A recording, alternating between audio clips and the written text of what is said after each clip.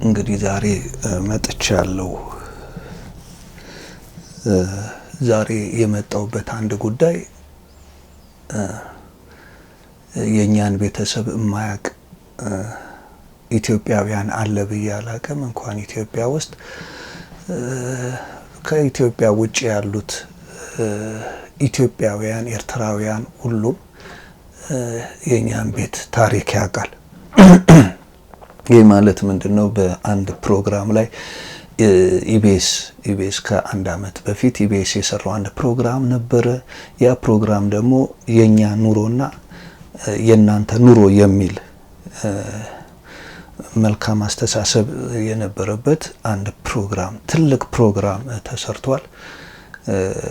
ይሄ የሰው መድኃኒቱ ሰው ነው ከሚለው ጋር አይገናኝም በነገራችን ላይ። ምክንያቱም እኛ የኛን ማህበረሰብ ኑሮ ማሳየት ነው ስራችን። እነዛ ደግሞ የሚኖሩት ከኛ የተሻለ ኑሮ የሚኖሩት ደግሞ አሉ። እነሱ ደግሞ የራሳቸውን ኑሮ ማሳየት ነው ስራቸው። የመረዳዳት አይደለም መጀመሪያ ሲጀመርም የነበረው ማለት ነው። ያንን በጣም ሙሉውን ፕሮግራም ያውን ያለብንን ነገር ሁሉ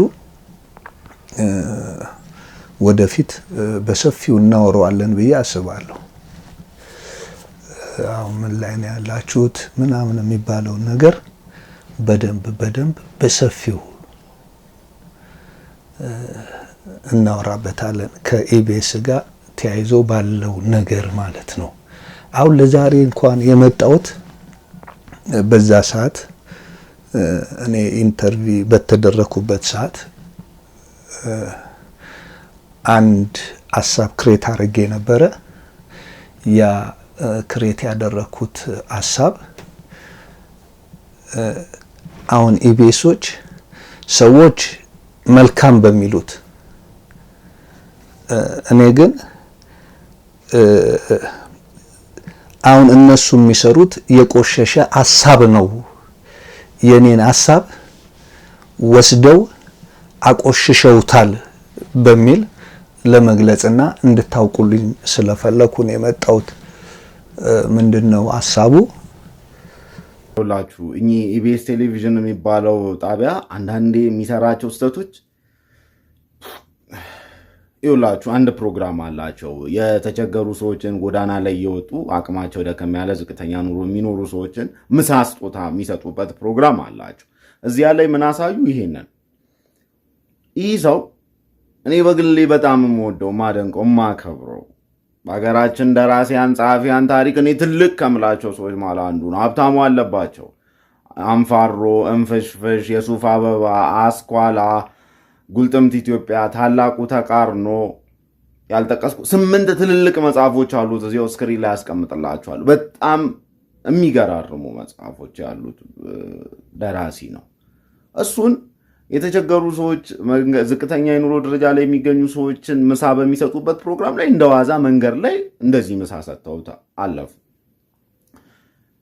ዳንኤል ተገኝ እኔ ሀብታሙ አለባቸው መጽሐፉን አላነበበ ከሆነ አላቅም ወይ አያውቀውም ከሆነ አላቅም። እሺ ሰውየው የሚዲያ ሰው ስላልሆነ ራሱን ደብቆ ሲጽፍ የኖረ ሰው ስለሆነ አይወቀው። አንዳቸውም አለማወቃቸው ኤዲተሩም ካሜራማኑም እዚያ ዳይሬክተር ምናምን ካላቸው እሱም አለማወቁ፣ ገምጋሚ ምናምን ካላቸው እሱም አለማወቁ፣ ሁሉም አለማወቃቸው ትንሽ ያስገርማል። ተቸግሮ ከሆነ ደግሞ ሀብታሙ አለባቸው የምር ጎዳና ላይ በዚህ መልኩ ተቸግሮ ከሆነ ምግቡ የሚያስፈልገው ሰው ሆኖ ተገኝቶ ከሆነ ዳንኤል ተገኝ እንደዚህ ሰጥቶት ያለፈው እንደ ሀገር የሀብታሙ አለባቸው ዕዳ አለብን የሁላችን። በእውነት በጣም ትልቅ ተመራማሪ ትልቅ ደራሲ ነው በዚህ ሁኔታ እንዲገኝ ያደረግነው። ግን እንዲሁ ዝም ብሎ ሲያልፍ ለማያውቀው ሰው መቸገሩን ሳያረጋግጥ በካሜራ በዚህ መልኩ ቀርጾ ከነዛ ሰዎች ከተቸገሩት ሰዎች ጋር ቀርጾ አስተላልፎ ከሆነ ዳንኤል ተገኝም የዚህ ፕሮግራም አዘጋጆች ትልቅ ብልግና ነው የሰራችሁት። እኔ በጣም ነው ነርቨስ የሆንኩት። ምክንያቱም ሀብታሙ አለባቸው የምታውቁት አውቃላችሁ። በቃ እንደዚህ ሊሆን የሚችል አይነት በዚህ መልኩ ሊገለጽ የሚገባው አይነት ሰው ዶክመንታሪ ሰርቶ ኢቢኤስ ቢያስተላልፍ ፕሮግራሙን የሚገባው ሰው ነው። አሁንም ኢቢኤሶች ሳታውቁ ከሆነ ይህንን ያደረጋችሁት የሀብታሙ አለባቸውን ክብር የሚመጥን ስራውን የሚገልጽ ፕሮግራም ሰርታችሁ ብትክሱ አሪፍ ነው። አለዚያ ክብረ ነክ ነው፣ በጣም ክብረ ነክ ነው። እዛ ላይ ስጠየቅ በጣም ፊል አድርጌ ነበረ። ምክንያቱም እኛ ለሰው መድረስ ሲገባን ሰው ኢቢኤስ በዚህ ያክል እኛን እንዴት በቃ ለየት ያለ ነገር ቤቱን ምናምን እኔ ያንን ነገር መስራት እየቻልኩኝ ማድረግ እየቻልኩኝ እንዴት ያደርግልኛል በሚል ነው ፊሊንግ የነበረው ማለት ነው። ይሄንን ደግሞ እዛው ኢቢኤስ ላይ ተናገር ያለው ምክንያቱም በዛ ሰዓት እኛ በመነቀረጽበት ሰዓት እኛ ኑሮአችንን ለማሳየት ይሄ ነው ኑሮአችን ለማለት ነው። ከዛ ሌላው ደግሞ ያ ነው ኑሮ ለማለት ነው ፕሮግራሙን የሰራ ነው። ልክ ያንን ፕሮግራም እየሰራን ባለበት ሰዓት ግን እኔ አዲስ ኮንቴንት ክሬት አድርጌ ነበር። እነ ዳንኤል ተገኝ እነ ሉላ መቅዲ ማለች እነ መቅዲ በተሰበሰቡበት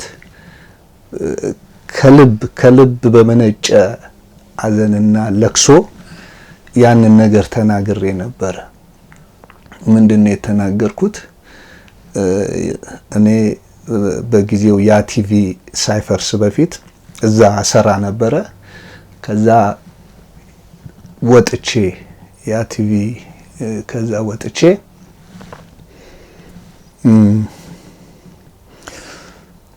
ምሳ አብሮኝ የሚበላ ሰው ፈልግ ነበር።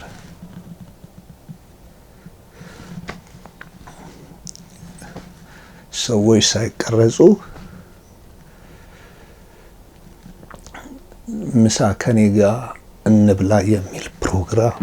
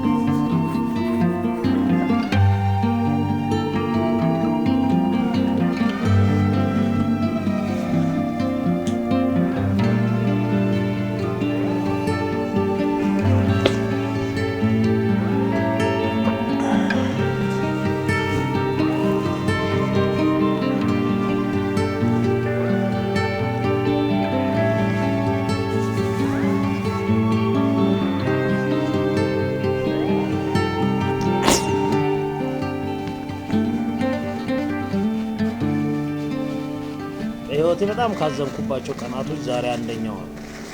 ይሄ ፎቶ ሶሻል ሚዲያ ላይ ሲመላለስ ሳይቸው በጣም የደነገጥኩ ግለሰብ ቀላል ሰው አይደለም። በኢትዮጵያ ለሀገሩ ብዙ ትላልቅ ስራዎች የሰራ የታላቁ ተቃርኖ እነሱ አበባን ሁሉም ኢትዮጵያን ታውቀዋለሽ። በጣም በርካታ መጽሐፎች እና ያንን ኮንቴንት ያንን ፕሮግራም አሁን እየሰሩት ነው ተብሎ አጸያፊ በሆነ መልኩ ሲሰሩት በጣም ፊል አደረኩ። እንዴት ሊረዱ እንኳን የመጡ ከሆነ እንዴት ያንን ኮንቴንት አንተ ራስህ ስራ ለምን አይሉኝም?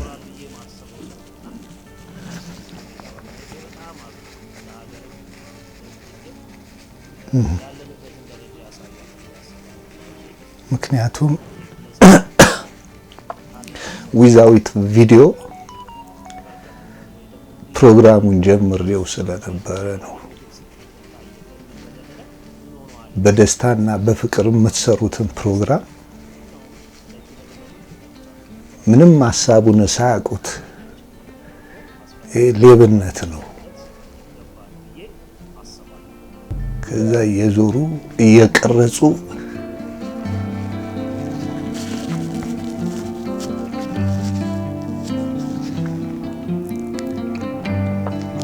አሁን አንድ ደራሲ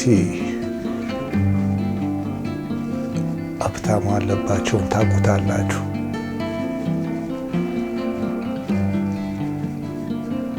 እንግዲህ ለሱ ሀሳቡ እኮ እሱ አልነበረም። ሀሳቡ እንደሱ አልነበረም። ምሳ አብረን እንብላ ነው እንጂ ሄደ እዛ ቀምሰ ሰርተ መንገድ ላይ እያሳየ